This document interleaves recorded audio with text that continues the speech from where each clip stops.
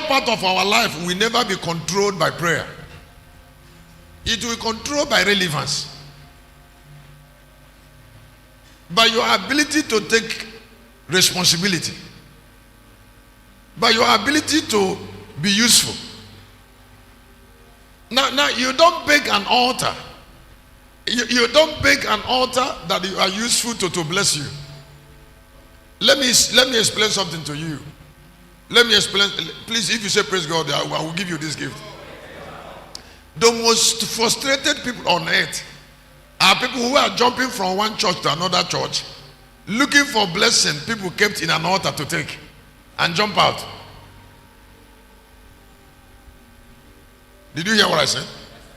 I said people who are looking for blessing, because everything that is kept in an altar for God is kept by human beings.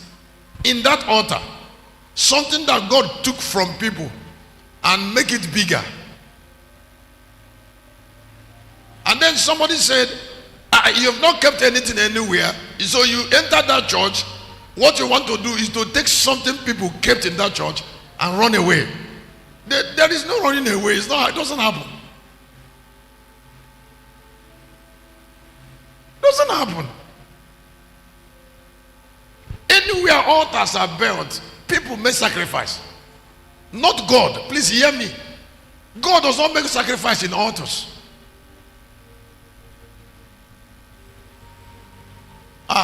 The altar of Calvary, Jesus died for it, for instance. In 22, Abraham was almost killed Isaac.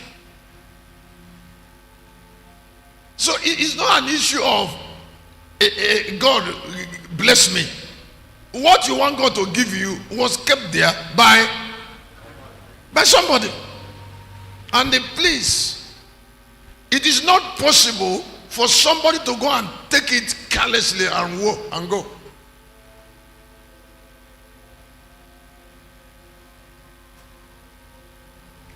Tell me one person you know that move around from one church to another church looking for miracle, that have gotten anything tangible. In the first place, those who are looking for miracle are senseless.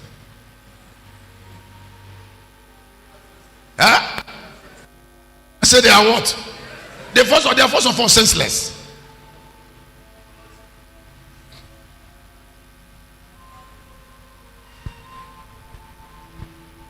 They are not responsible. Now, please hear me. Like you see it in Redeem, or like in Locust Army. Those who are keeping it, those who are keeping it are keeping it. Yesterday after the service here, I went inside because the course I was writing, I've not finished the first course. So I finished the first course and I was canceling in the midst. Now when I finished the first course, it was around 2. I started writing the second course. I finished that course and then I went to the sea there to pray. And then by the time I finished here, I went to my office there to nap. When prayer started going on at the gate there, around some few minutes after 12, I rose up from there, went there to go and lead prayer. When I came to my office, it was after 3. When I kept my head on the ground, I know that I was exhausted. From that service to writing, to going to the sea, to coming out in the midnight, to this. Now, why? When I know, as I know that I'm exhausted, I am also conscious that I'm keeping something.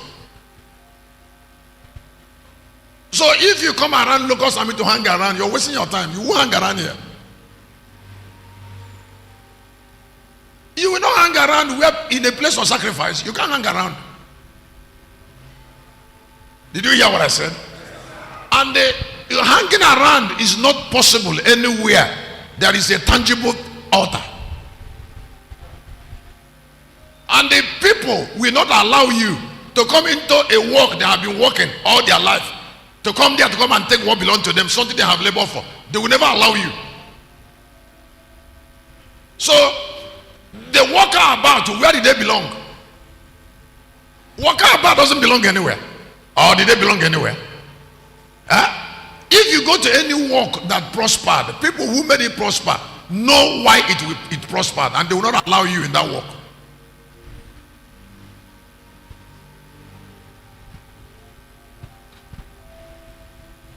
If they allow you to hang around there, then they've not paid anything.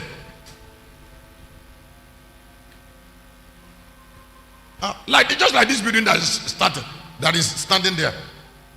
Demand is still on me of money here, and this is since last month. And how will you know? What you want is not to give you key to go inside that place and be sleeping carelessly. How will you know what it took to build it? In case you don't want to know, I know. Excuse me.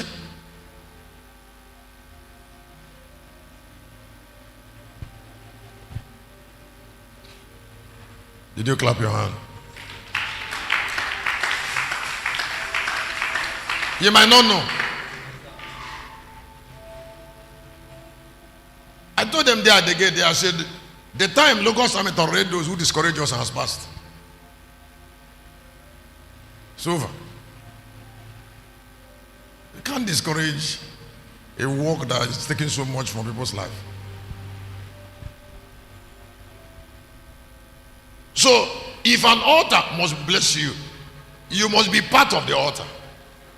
Wherever there is a foundational relationship between God and men, there was sacrifice. Not even an angel will take you serious. Can I tell you something? You learn something from. Are you not surprised that some people can be in church for a long time and nothing is happening for them? Now, what governs their mentality is take mentality, and they will not take.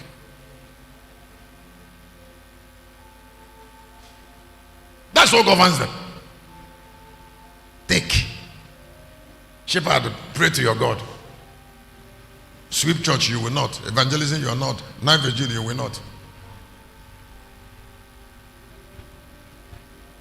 Whatever that is kept in an altar was kept there by. Put your hand together for Jesus.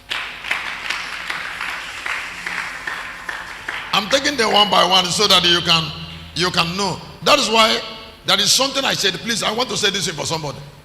Some of us, it happened to me earlier in my life about the way pastors interpret faith. They say, can you lift your hand and take it? Faith. Now in Hebrew chapter 11 verse 1, faith requires title deed. So I said faith is built on facts. In Hebrew chapter 11 verse 1, he said, now faith is a substance. So there is a substance. There is a substance. There is a title deed. Now a title deed is something you will offer to take what you're looking for. Something you will in the church, even young girls or young men that want to get married, they don't think about fact or faith.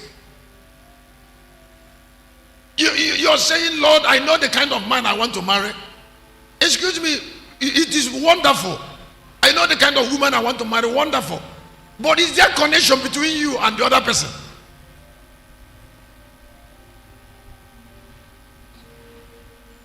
Or I want to ask a question, is love a connection? Love without connection is witchcraft, and somebody will suffer.